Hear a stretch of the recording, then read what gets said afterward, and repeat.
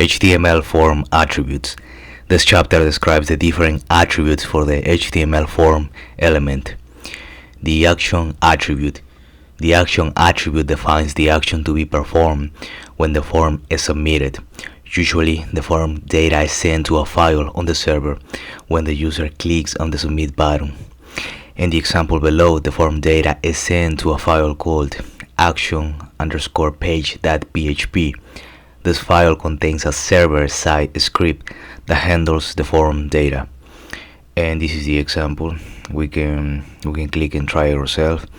But as you can see here, on submit, send form data to action_page.php. So we have a form element, we have an action attribute =, we have the double quotes, the /, and now the name of the file. In this case, is going to be action_page.php.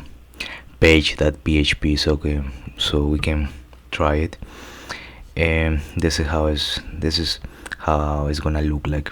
So we have an HTML form, we have the first name, the last name, and the submit button. Again, we are not dealing with a server here, but if we click submit, it's gonna go here, submit form data, your input was received. This tutorial will not teach you how servers are processing input. Processing input is explained in PHP tutorial, but we can grab this example and we can go to Visual Studio Code and we can create a file name, index.html, or whatever name you want to name it. We can save it, and the root, this is the root. I have a file name action_page.php. It has nothing in it, but it's just an empty file. So here we have in line 7, we have the form element, we have the action attribute =, double quotes, /, and now we have the name of the file, in this case action_page.php. We close the angle brackets, and now we're gonna have a label element. We're gonna have a for attribute =, double quotes, is gonna be fname, short for first name. We're gonna close angle brackets. We're gonna have first name as the context. We're gonna end the label tag. We're gonna have a break line, and now we're gonna have an input element. This time the type is gonna be text, so we're gonna have type =, double quotes, text. The ID is gonna be fname, short for first name, and the ID has to match the form. The ID of the input element has to match the for attribute of the label element. So we also have the name attribute =, double quotes, and it's gonna be fname. The value is gonna be, in this case, is gonna be John. We're gonna have a break line, and we already saw this example in the previous video. So here we have a paragraph. If you click the submit button, the form data will be sent to a page called action_page.php. So we're gonna open this website, and it's gonna send us to this page, but we don't have anything here. We haven't even installed. So we're gonna click here, and I have this page here. So again, we're not working with servers. This is just a general overview. Okay, so now we're gonna move. Tip: if the action attribute is omitted, the action is set to the current page.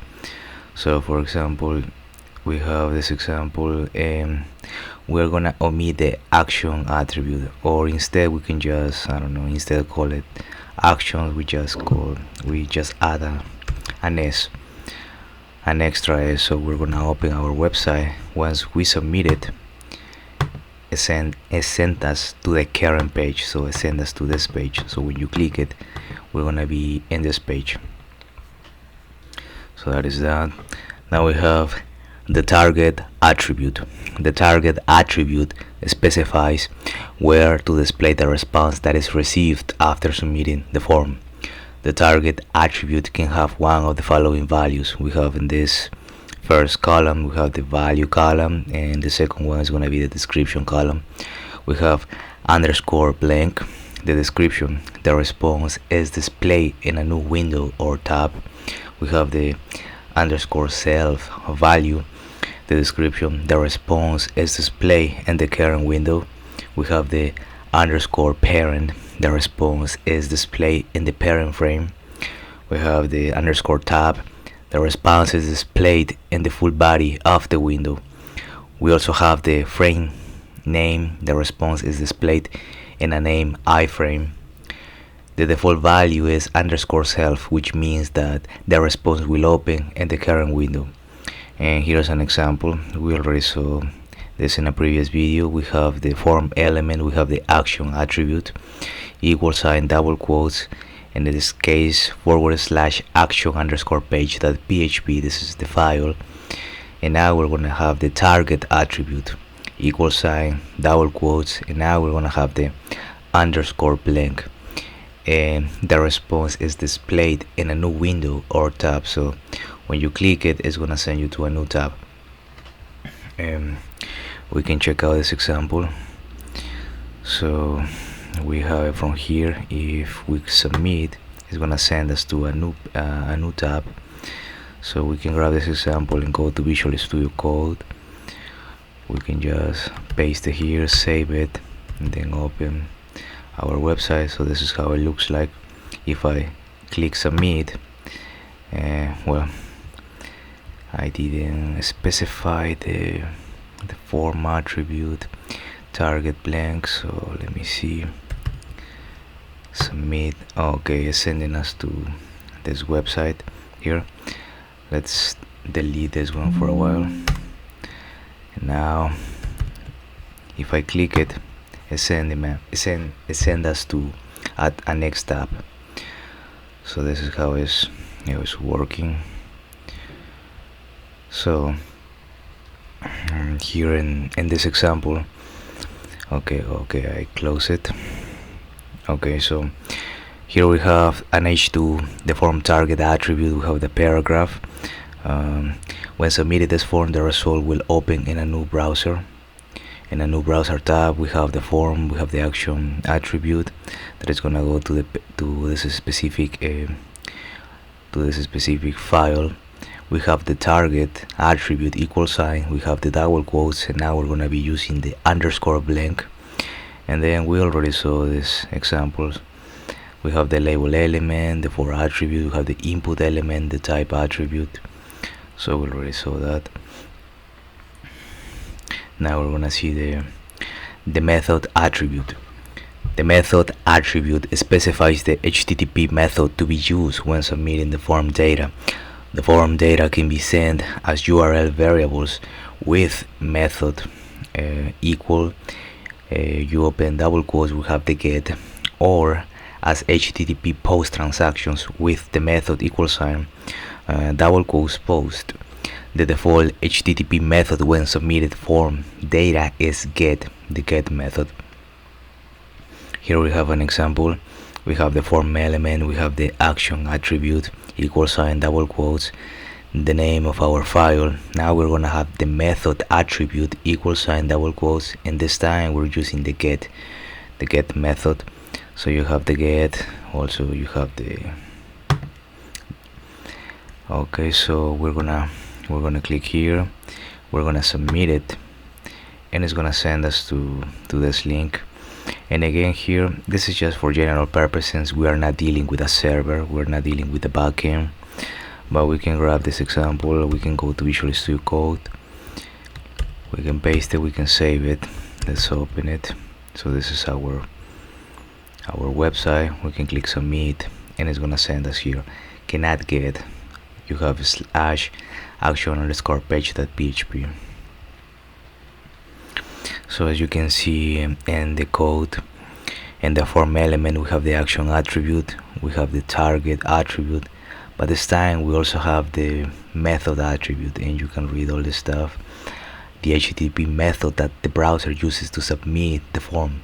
Possible values are post and get, dialog, so you can read all the stuff. And we use a lot this stuff with Express when we use Node.js, working with the backend, and also we use the Postman. But this is just a general overview. So this is how it looks like, the stuff. So now we're gonna move to the post method. So here we have the get method. This time we're gonna be using the post method. That is gonna be the same. We have the form element, we have the action attribute, equal sign, double quotes is gonna send us to this specific file name. Then we're gonna have the method attribute, equal sign, double quotes, and we're gonna have the post. Notes on get. Appends the form data to the URL and name/value pairs. Never use get to send sensitive data. The submitted form data is visible in the URL. The length of a URL is limited to 2048 characters. Useful for form submissions where a user wants to bookmark the result. Get is good for non-secure data like query strings in Google. So again, get is good for non-secure data. So notes on post appends the form data inside the body of the HTTP request. The submitted form data is not shown in the URL. Post has no size limitations and can be used to send large amounts of data. Form submissions with post cannot be bookmarked. Always use post if the form data contains sensitive or personal information. So this is a good thing to remember. Always use post if the form data contains sensitive or personal information. We have the autocomplete attribute. The autocomplete attribute specifies whether a form should have autocomplete on or off. When autocomplete is on, the browser automatically complete values based on values that the user has entered before. And the example would be, we have the form element, the action attribute, equal sign, double quotes. Inside of the double quotes we have the specific file, and then we have the autocomplete attribute, and now equal sign, double quotes, and in this case we would use on or off. And we can see this example here. So here we have the form autocomplete attribute. We can click submit, and again, since we are not dealing with a server, this is just the limitations that we have here, but this is pretty much the syntax. The no valid attribute. The no valid attribute is a Boolean attribute. When present, it specifies that the form data input should not be validated when submitted. An example is a form with a no valid attribute. The form element, the action attribute, equal sign, double quotes, the file name, and then just no validate. You just type in no validate, and we can see one example here. We have here no validate. We just click submit. So we have the no validate attributes, indicates that the form input is not to be validated on submit. Note, no valid attribute of the form tag is not supported in Safari terms. So you click submit, and this is just what we have here. Again, we don't have we're not working with a server right now. So the list of all form attributes, here we have the column. The first column is going to be the attribute, the second column is going to be its description. We have the accept charset attribute, specifies the character encoding used for form submission. We have the action attribute, specifies where to send the form data when a form is submitted. We have the autocomplete attribute, specifies whether a form should have autocomplete on or off. And type specifies how the form data should be encoded when submitted to the server, only for method post. Remember, just for method post, not for the get. We have the method attribute, specifies the HTTP method to use when sending form data. We have the name, specifies the name of the form. No validate, specifies that the form should not be validated when submitted. Rel specifies the relationship between a link source, a link resource, and the current document. And finally, we have the target, that specifies where to display the response that is received after submitting the form.